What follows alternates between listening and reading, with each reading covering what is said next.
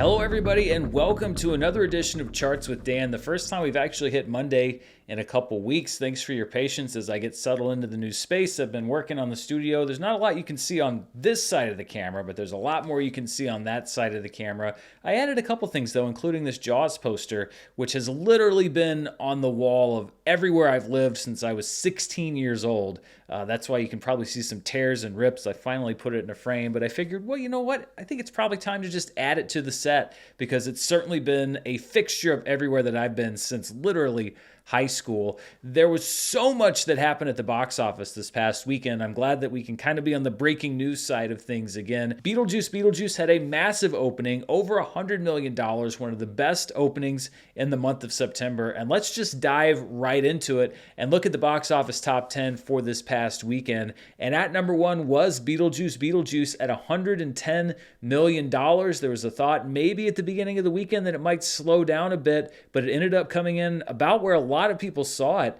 So that's really impressive, and we're going to drill down into that number a lot in just a few minutes. In a distant second place was Deadpool and Wolverine. In its seventh weekend of release, it dropped 53.5% for a $7.2 million total. It's at nearly $615 million domestically. In third place was the biopic Reagan. In its second weekend, it had a very soft drop. Not too surprising considering that it was an older skewing film and older audiences don't necessarily rush out the first weekend to see a movie. $5.2 million in weekend number two. It's now made around $18.5 million total. In fourth place was Alien Romulus, which dropped 57.7% in its fourth week of release for a $3.9 million weekend. Its domestic total is approaching $100 million.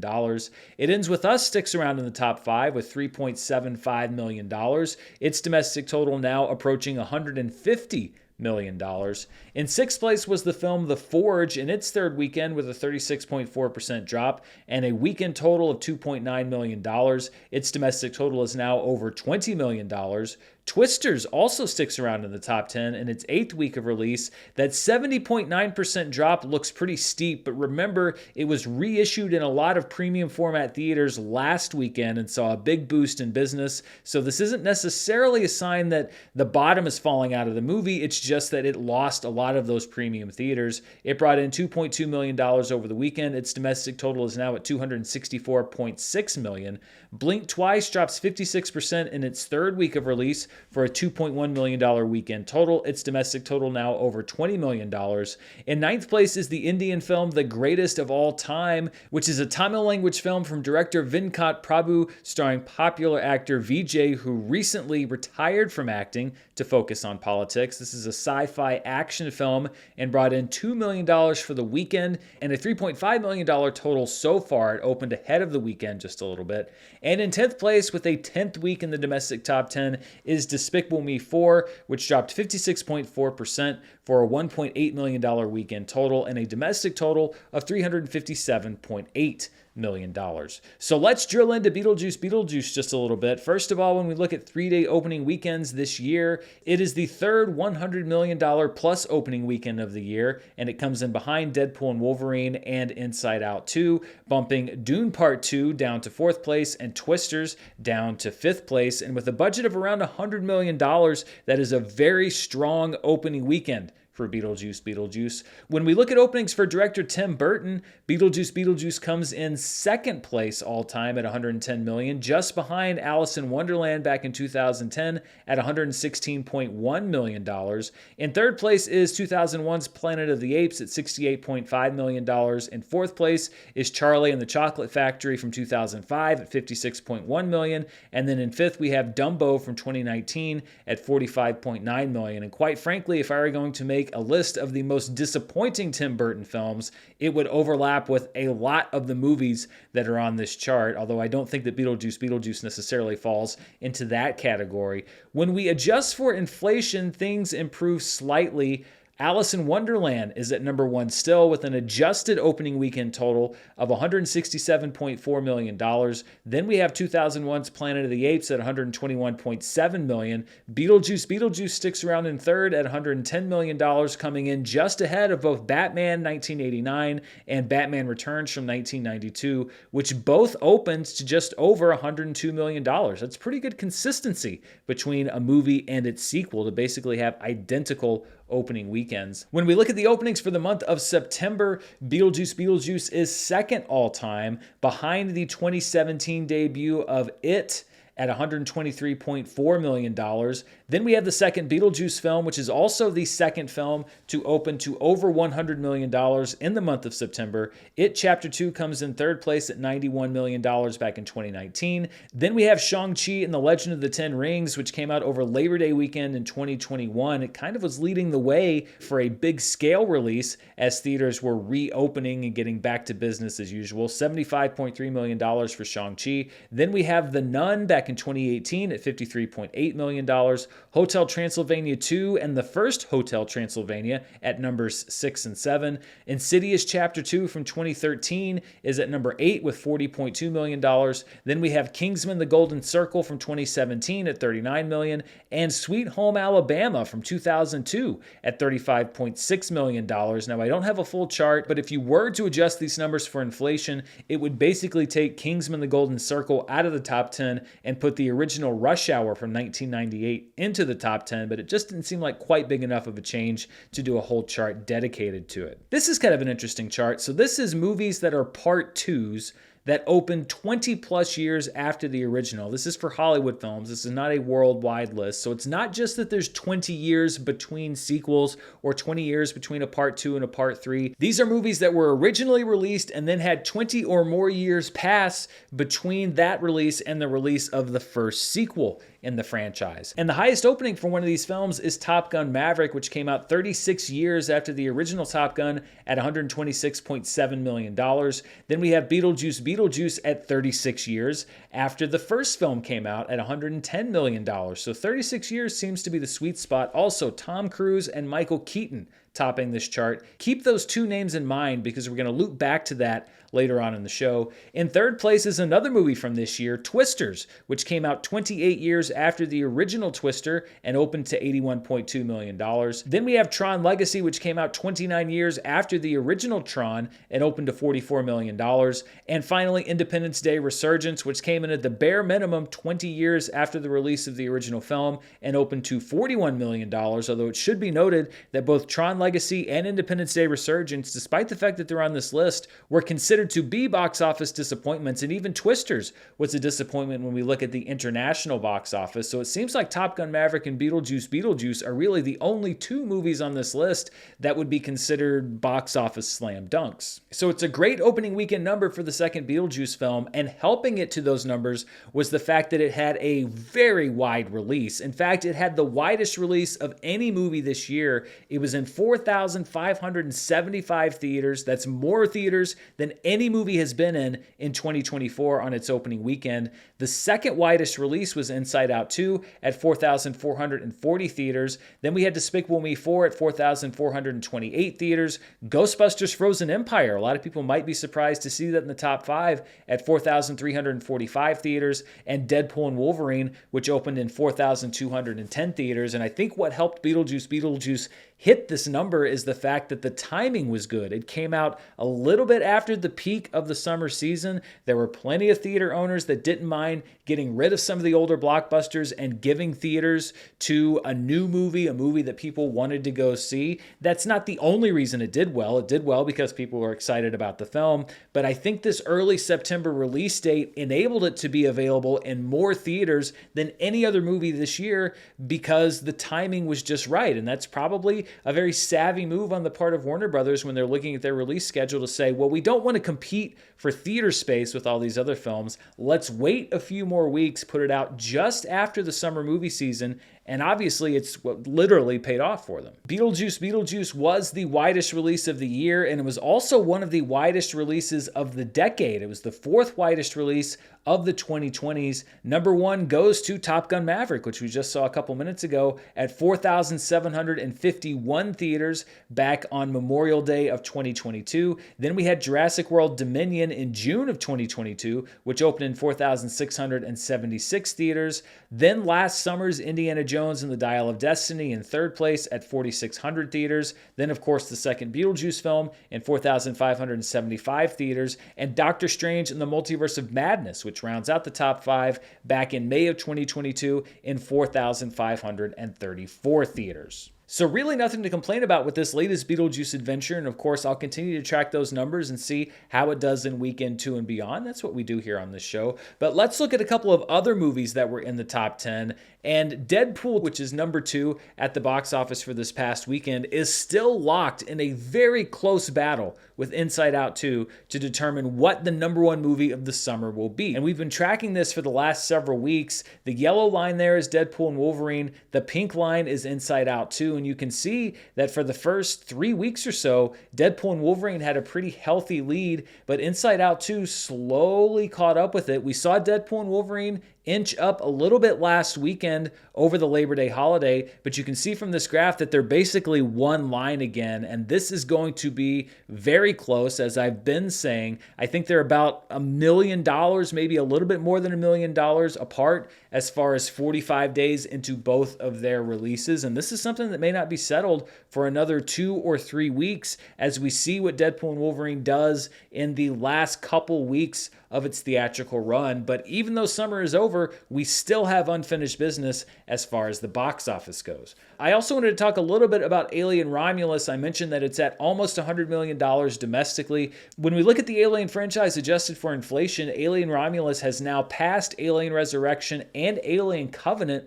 for number 6 on the list. Now, I don't think it's going to get to the inflation-adjusted number of Alien 3 at $124.2 million, but it will become just the 6th Alien film to cross that $100 million domestic barrier when we look at these inflation-adjusted numbers. So it continues to be a moderate box office success, if not a smash hit. Returning back to this last weekend, dropping out of the top 10 as we make room for The Greatest of All Time and Beetlejuice Beetlejuice, we have Coraline, the 15th anniversary re-release, which drops out of the top 10 after 3 weeks, and then the AI thriller Afraid, which is out of the top 10 after just 1 week. And looking at the biggest theater count changes for this past weekend, The Crow absolutely tumbled out of theaters. Theater owners could not get rid of this movie fast enough and get Beetlejuice in there. It lost 2,456 theaters. It's now in just 296 theaters in its third week of release. It is absolutely DOA. And quite frankly, a lot of these theaters would have gone away in weekend 2 if the theater owners weren't contractually obligated to keep the movie in a certain amount of theaters. Inside Out 2 loses 1,700 theaters, which seems like a lot, but remember, there was a big expansion in over 1,000 theaters for the Labor Day holiday, so this is basically just a normalization back to where it was headed anyway. It's now out of wide release, and it's in 960 theaters. Blink Twice lost 1,261 theaters. It's now in 1,806. Despicable Me 4 lost 779 theaters. It's still playing in 1,919. And Twisters lost probably most or all of those premium auditoriums that it got back over Labor Day. So it was down 753 theaters. It's still playing in 2,252. And when we look at the most theaters lost in one weekend this year, excluding limited engagements, The Crow actually had the biggest loss of the year so far as number of theaters at 2,456. That dethrones Fly Me to the Moon, which had the previous highest theater loss of the year at 2,042 theaters lost in its third week. The Color Purple gets bumped down to third with 2,040 theaters lost in its third week. Drive Away Dolls is now fourth at 1,000 1,998 theaters lost in its third week. And then we have a Lionsgate bracket here because Borderlands is now at number 5, losing 1,978 theaters in its third week. But if you're Lionsgate, this is pretty catastrophic to see 2 of your movies on this list, both of them getting the heave-ho from theater owners at the earliest possible opportunity. Lionsgate has had a year to forget thus far, and there may be more pain in the future with Megalopolis and some of the other films on their release schedule. Looking at what I like to call the road to recovery, the blue line is the weekend average from 2015 to 2019. The red line is the weekend average from 2021 to 2023. And after a Labor Day weekend that took us down below both where we were pre-pandemic and where we have been in the last few years, we shot back up above the average for both time periods, thanks to Beetlejuice Beetlejuice. Even though there are movies like it back in 2017 that opened higher, that has not been the norm, so we are exceeding where we normally are. The highest grossing film for the 2015 to 2019 window was it back in 2017 with its $120+ million opening. The highest grossing film for the 2021 to 2023 window was that opening of Shang-Chi and the Legend of the Ten Rings, which I believe set a Labor Day record. So that's a snapshot of what this weekend looked like domestically. Let's look at every market outside of the US and Canada and see what the top 5 movies were internationally. At number 1 was Beetlejuice Beetlejuice at $35.4 million, but it comes in just ahead of the estimated numbers for the greatest of all time. I'm estimating around a $31.9 million gross. Again, as always, exact figures for Indian films are very difficult to come by. This is the best that I could dig up looking around the internet. In third place was Alien Romulus, which brought in $13.7 million internationally, followed by It Ends With Us at $10.8 million and Deadpool and Wolverine at $8.4 million. When you take those international numbers, you combine them with the domestic numbers, we get our top 5 films worldwide. And no surprise, Beetlejuice Beetlejuice was the number 1 movie in the world at $145.4 million. The greatest of all time had an estimated worldwide opening of $34 million. Then we have Alien Romulus at $17.6 million, Deadpool and Wolverine at $15.6 million, and It Ends With Us at $14.5 million. And overall, Beetlejuice Beetlejuice had the 5th best worldwide debut for a Hollywood film this year at $145.4 million, although that was heavily driven by the domestic box office. So we'll see if this continues, if there will be a bit of a shoring up of the international gross, or if we're going to have another Twister situation where the majority, the bulk of the box office for this movie is done domestically and it has limited international appeal. Inside Out 2 is nearing the end of its theatrical run, but I also wanted to note that it has now passed Jurassic World and is now the 8th highest grossing film of all time worldwide. It's at $1.675 billion.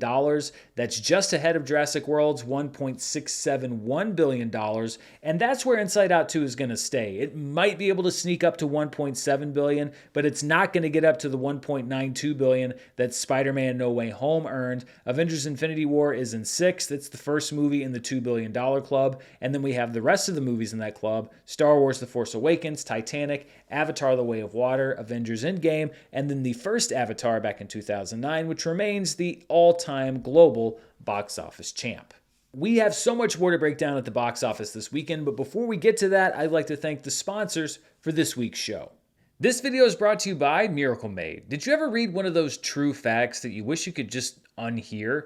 Well, here's one for you. Did you know that traditional sheets can harbor more bacteria than a toilet seat? If you're cool with that, no judgment, but if you find that slightly terrifying, it may be time to give Miracle Made sheets a try. Miracle Made offers self-cleaning, antibacterial bedding like sheets, pillowcases, and comforters that prevent up to 99.7% of bacteria growth, and that require up to 3 times less laundry. And on top of that, they're also self-cooling and very luxurious. I have Miracle Made sheets on my bed right now, and their silver-infused fabrics mean that they'll stay on my bed longer than typical sheets. With Miracle Made, I'm getting a great night's sleep, and I'm not sleeping on bacteria, which can clog your pores, causing breakouts and acne. Every night, I can drift off to sleep knowing that I'm sleeping well and I'm sleeping clean.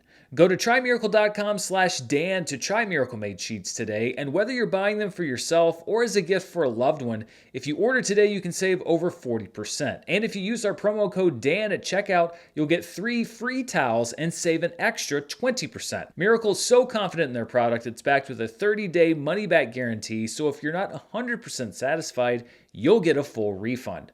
Upgrade your sleep with Miracle Made. Go to trymiracle.com/Dan and use the code Dan to claim your free 3-piece towel set and save over 40% off. Thanks to Miracle Made for sponsoring this video. This video is brought to you by The Perfect Jean. It's after Labor Day, the weather's getting cooler, and you're probably breaking out the long pants again unless you're like me and you just wear them year-round. That means it's the perfect time to try out The Perfect Jean. If you dread the fall because you have to put up with stiff, scratchy denim, you need to try out jeans from The Perfect Jean today. They fit you like they were made for your body, they stretch for a comfortable fit, and they look great. If I could wear mine every day, I would, but I have to wash them at least once a month, and honestly, I should probably wash them more than that, but I love them so much. The Perfect Jean also has a massive range of sizes from 26 to 50 in the waist and 26 to 38 in length, and 6 different fits, so you will absolutely find a pair of jeans that's perfect for you. I've never had a pair of jeans that fits this well. I usually have to choose between comfortable and too big or stylish and too tight, but now I can have both, and I love how they make me look and feel. It's honestly the best of both worlds. It's finally time to stop putting up with uncomfortable jeans by going to theperfectjean.nyc. Our viewers and listeners get 15% off your first order, plus free shipping, free returns, and free exchanges when you use the code DAN15 at checkout. That's 15% off for new customers at theperfectjean.nyc with promo code DAN15. After you purchase, they'll ask you where you heard about them, so please support our show and tell them that we sent you. F your khakis and get The Perfect Jean. I want to take a look now at some of these specialty charts for the box office. And before we look at this past weekend, there are a couple of revisions to the charts that we had on last week's show for the 3-day weekend covering August 30th to September 1st. As always, there were some stragglers, especially over the holiday weekend. So first, let's look at a revised version of the per theater average chart for the 30th through the 1st. At number 1 was Tokyo Cowboy. That remains the same. In second place was a new edition, a 4K restoration of Paris, Texas. It's a 40th anniversary restoration of that film, which is directed by Wim Wenders. It won the Palme d'Or at the Cannes Film Festival, and it's about a drifter played by Harry Dean Stanton looking to start his life over. Seeking Mavis Beacon comes in third place, followed by The Stranger and The Fog, another addition to this chart, which had a restoration in one theater and brought in $5,119. This was a 1974 Iranian film about an amnesiac man who builds a new life for himself, only for his old life to catch up with him. In fifth place is Deadpool and Wolverine. There was some conflicting information about how many theaters the 20th anniversary re-release of Shaun of the Dead was in, so I sided with the one that bumped it out of the top 5, unfortunately, which puts Deadpool and Wolverine at number 5, bringing in $4,261 per theater in 3,630 theaters. I also have a revised version of the specialty chart from August 30th through September 1st. Number 1, number 2, and number 3 remain the same, with Sight and Sound Presents Daniel Live, 1992, and City of Dreams. But we had a new film at number 4 called You Gotta Believe, which reported a little bit late. It was playing in 730 theaters and brought in $677,000. You Gotta Believe is an underdog sports story about a Little League team who makes it to the Little League World Series. That's not the end of the movie. Don't worry, I'm not giving it away. It stars Greg Kinnear and Luke Wilson and is from the director of the film 12 Mighty Orphans. And then in fifth place, still in the top 5 here, is the 20th anniversary re-release of Shaun of the Dead in 256 theaters, which brought in $567,000. All right, now let's get to the per theater averages for this past weekend, September 6th through the 8th. No surprise here, Beetlejuice comes out on top at $24,444 per theater in each of its 4,575 theaters. So even though it was available in pretty much any movie theater that had a screen, it still brought in $24,000 to each of them, so some very happy theater owners this past weekend. In second place, playing in just one theater, is the documentary Casa Bonita Mi Amor, which is about the Colorado restaurant that was bought and saved by South Park creators Trey Parker and Matt Stone. It was also featured on South Park, and I believe this one theater was the Alamo Drafthouse, or one of the Alamo Drafthouse locations in Colorado, so no surprise there. In third place is a movie you might think is a mistake, which is Trap, which brought in a reported $3,930 per theater in 341 theaters. This is a Warner Brothers movie. Beetlejuice Beetlejuice is a Warner Brothers movie. So I think what happened here is they pulled a little trickeration, and put Trap on a drive-in bill with Beetlejuice Beetlejuice, which counts some of that money toward Trap when you do it as a double feature. I think that's why we're seeing it back on the chart this week. It's not necessarily that a whole lot of people decided to go see Trap several weeks after it came out. It's more like Warner Brothers decide to program it with a movie they knew people were going to go see to add just a little bit more to that box office total for M. Night Shyamalan's latest. In fourth place was Seeking Mavis Beacon, the documentary about the real woman behind the name that was used to sell typing lessons to so many people. $7,497 per theater in one theater. And then rounding out the top five once again is Deadpool and Wolverine, which brought in $2,118 per theater in 3,400 theaters. Looking now at the limited release films for this past weekend, I define that as playing in 1,000 theaters or fewer. At number one is The Greatest of All Time, which played in 530 theaters and brought in just over $2 million. As we almost always see with films from India, they're very strategically programmed, but effectively programmed. In second place was 1992, playing in 875 theaters. That movie brought in $450,000. Then we have Between the Temples in 173 theaters, which brought in $186,000. Dee returns to the top five in 113 theaters, bringing in another $151,000. And then Sing Sing, playing in 92 theaters in its ninth week of release, brings in just over $100,000. I don't know when or if A24 is going to start re-expanding this movie, because I know they're making a big award season push, but it's in now under 100 theaters, so I'm very curious about the theatrical release strategy for this film. Well, when we look at the calendar, the summer movie season is over, which means that it's time to start looking at a new season here on the show. So these are the top 10 releases for the 2024 fall holiday box office, which is basically the first weekend after Labor Day to the end of the year. And we only have 3 movies on here. This is all movies that were released in this time period that have made over $1 million. Beetlejuice obviously is number one at $110 million. Then we have The Greatest of All Time in second place at just over $2 million. And then we have The Front Room, which was an A24 film that came out this weekend and opened outside the top 10 at $1.6 million. I actually went and checked out The Front Room, and I have to say that movie is wild. Not necessarily wild in a good way. They were throwing all kinds of stuff at the wall, and I mean all kinds of stuff at the wall, but certainly a experience that I won't forget from 2024. And if you've seen The Front Room, then I'm sure you probably know what I'm talking about. But even though the summer movie season is over and we're tracking the fall box office season, that doesn't mean that there aren't any changes to the summer box office chart. And we actually have a couple of updates. First of all, these are the top 10 summer movies. I did a bit of a sneaky thing last week when I looked at my predictions and preemptively put Alien Romulus in the top 10, but it is now actually in the top 10 at $97.1 million. The Fall Guy was in the 2024 summer box office top 10 from the first weekend of the summer back in the beginning of May all the way past Labor Day, but it is now out of the top 10. It will not be a top 10 summer movie. If remains there at number 9. A Quiet Place Day 1 actually moves down one spot to number 8. It Ends With Us moves up to number 7, and then the top 6 remain the same. And when we look at my top 10 summer predictions, that swap in places for A Quiet Place Day 1 means I did not actually guess it in the correct spot for the summer. I picked it at number 7. It's now at number 8. But as of right now, I did correctly pick where 3 movies would eventually land, and I got close on a lot of others. We'll see if Deadpool and Wolverine and Inside Out 2 swap places, because if they do, I will also not have correctly guessed where Deadpool and Wolverine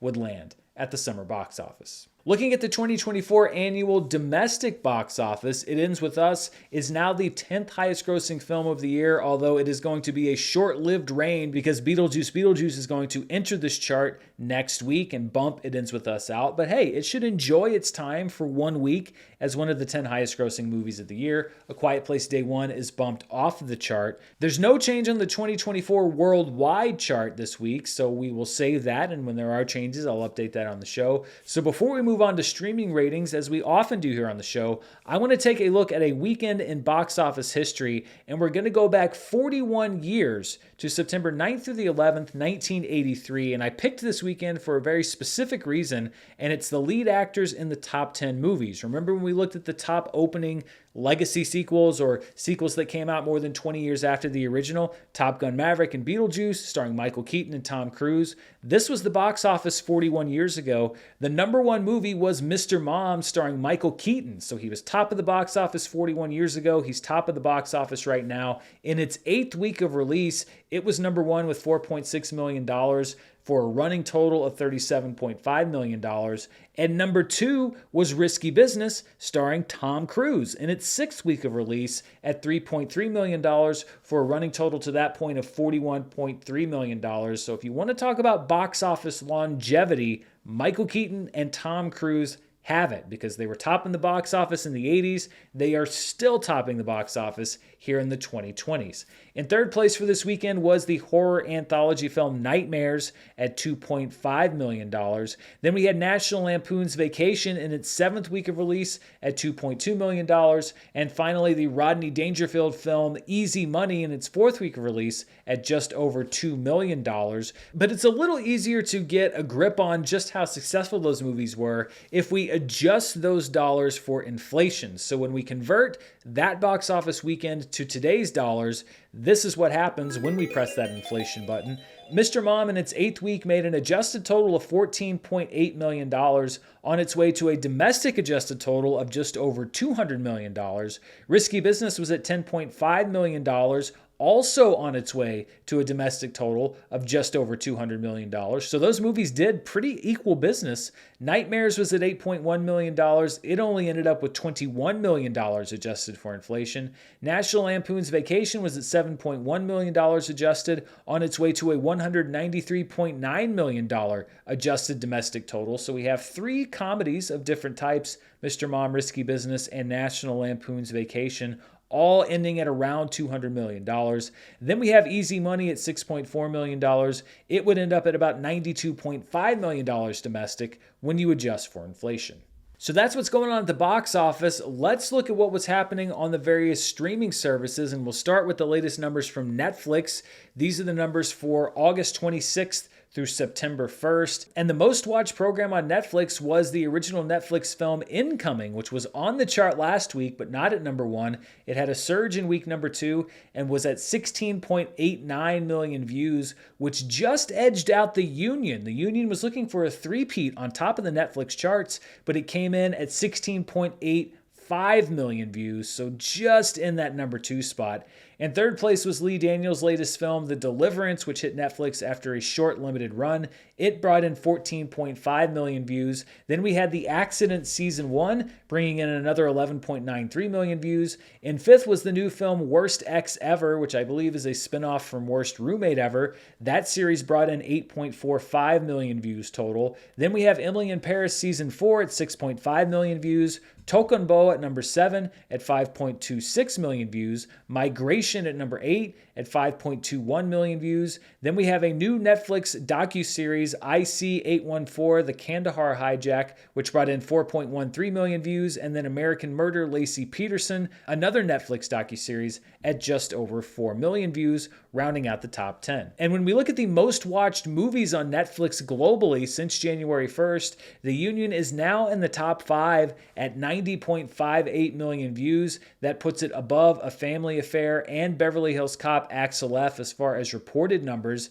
It's now below Society of the Snow and Lift, and if it really gets some momentum going, it could go up all the way to number 2, above Under Paris, which is currently at 102 million views, although it would really have to stick around for a while in order to get number 1 away from Damsel, which is still the most watched Netflix movie of the year at just over 138 million views. And when we look at the most watched programs on Netflix since January 1st of this year globally, The Union is now at number 7 over Baby Reindeer, A Family Affair, and Beverly Hills Cop, Axel F. It is approaching the numbers for Fool Me Once to take that number 6 spot, and then it has 4 movies and a series above it. If it can stick around, if it didn't burn out all of its fuel in the first 3 weeks, it could even come in above Bridgerton Season 3, which is currently at 104.65 million views for second place this year. But we'll just have to see. Netflix is very difficult to predict as far as audience behavior and whether a movie is going to stick around for multiple weeks or drop off the chart altogether. Let's look now at the latest numbers from Nielsen. Now, these are a little bit different. They are domestic, meaning US numbers. They're not global numbers, and they're delayed by about a month because that's just how Nielsen operates. So we're going to look now at the numbers for August 5th through the 11th, and we'll start with the 10 most watched streaming movies. At number 1, again, for a second week, is Jack Reacher, Never Go Back, which had 10.2 million hours watched. Kingdom of the Planet of the Apes stays in second place at 7.25 million hours watched. Then we have the first Jack Reacher film, which was called Jack Reacher, which hits at number 3 on the chart, streaming on Netflix at 6.2 million hours watched. The original SpongeBob film, Saving Bikini Bottom, comes in 4th place, followed by Trolls Band Together in 5th place. In 6th place is another new entry, Red, which was streaming on Netflix, which brought in 4.1 million hours watched. Then we have Moana on Disney+, which is on this chart more weeks than not, at 3.8 million hours watched, followed by White Chicks on Netflix at 3.6 million hours watched, and The Cat in the Hat on Netflix, which came in at 3.3 million hours watched. It must have been terrible movie week on Netflix. I don't know why those 2 movies are in the top 10. Finally, at number 10 is the Super Mario Brothers movie, which is, again, often on this top 10 chart at 3.3 million hours watched. But, oh, God, White Chicks and The Cat in the Hat, wow. Was there like a torture challenge on TikTok that I'm not aware of? That's awful. When we look at the most watched streaming movies of the year through August 11th, the Super Mario Brothers movie remains number 1 at 122.8 million hours watched, followed by Moana, Damsel, and Beverly Hills Cop, Axel F. Trolls Band Together now moves up to number 5 to become the 5th most watched movie domestically, as measured by Nielsen, at just over 47 million hours watched. That bumps Inside Out down to number 6 and Roadhouse down to number 7. Looking now at the most watched streaming shows for August 5th through the 11th, at number 1 was Prison Break, which is having a moment, again because it was made available on Netflix with 26.6 million hours watched. That puts it just ahead of The Umbrella Academy at 24.3 million hours watched. Bluey on Disney Plus comes in 3rd, followed by Grey's Anatomy in 4th, and House of the Dragon on 5th as people wrapped out this second season. Then we have Family Guy on Hulu, Fire Country hitting the chart for the first time with 12.7 million hours watched at number 7. Bob's Burgers is at number 8. Game of Thrones hits the charts again at 11.4 million hours watched, so I guess people jumped over there from House of the Dragon. And then Dexter returns to the charts at 11.2 million hours watched to round out the top 10. Looking at the top 10 as far as watch time per episode, A Good Girl's Guide to Murders at number 1 with 1.61 million hours watched per episode. And then we have a pretty big drop off. House of the Dragons in 2nd place at 865,000 hours watched per episode, followed by The Umbrella Academy at 675,000 hours. Fire Country comes in 4th, Prison Break comes in 5th, Unsolved Mysteries on Netflix comes in 6th place at 261,000 hours watched per episode. Then we have The Boys in 7th place, Game of Thrones in 8th place, Evil in 9th place as it approaches the end of its run, and then Dexter rounding out the top 10 at 116,000 hours watched per episode.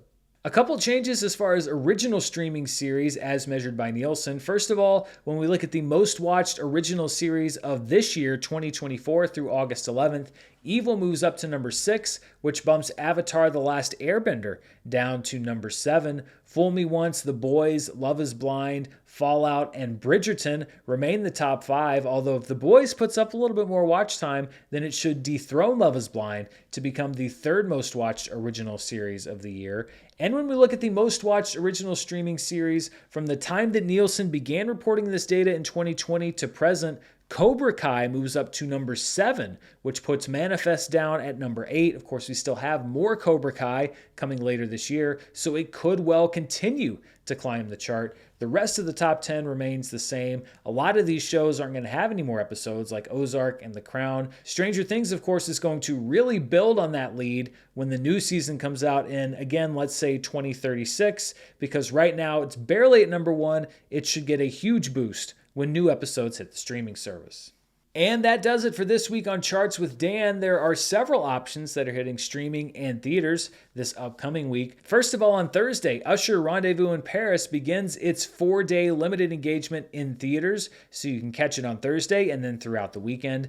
Then as we get to Friday, Speak No Evil is, I would say, the headliner wide release of the weekend, starring James McAvoy, a remake of a really twisted film that I'm looking forward to seeing what they did differently or if they were able to make some significant improvements on the original. You can look for a review of that movie for sure here on the channel later this week. We also have The Killer's Game hitting theaters this Friday, starring Dave Bautista as an assassin who takes out a hit on himself, then realizes he made a mistake and has to fight through all of the assassins who have been hired to kill him.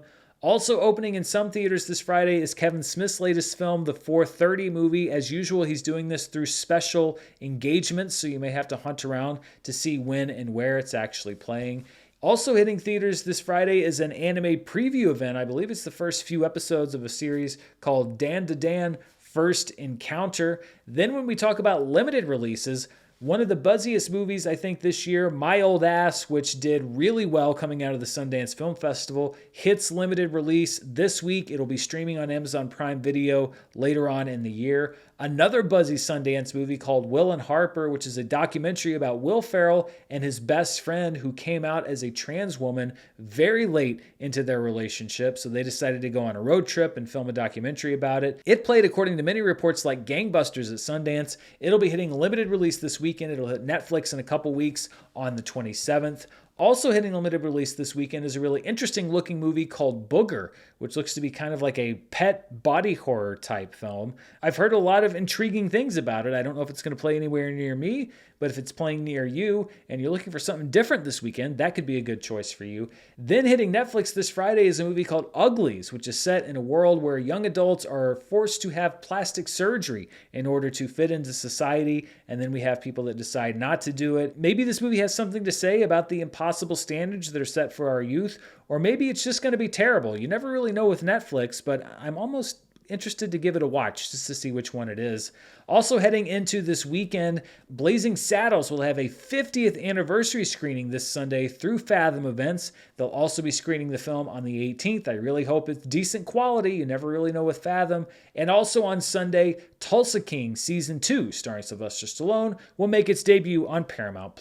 And that does it for Charts with Dan this week. Be sure to stay tuned right here for more movie news, reviews, box office, and more. Thanks again for your patience as I get everything set up in the new space. And don't forget to check out our sponsors, The Perfect Gene and Miracle Made, down in the description below. I appreciate you spending part of your day here with me. Until next time, stay safe, and I'll see you then. Bye.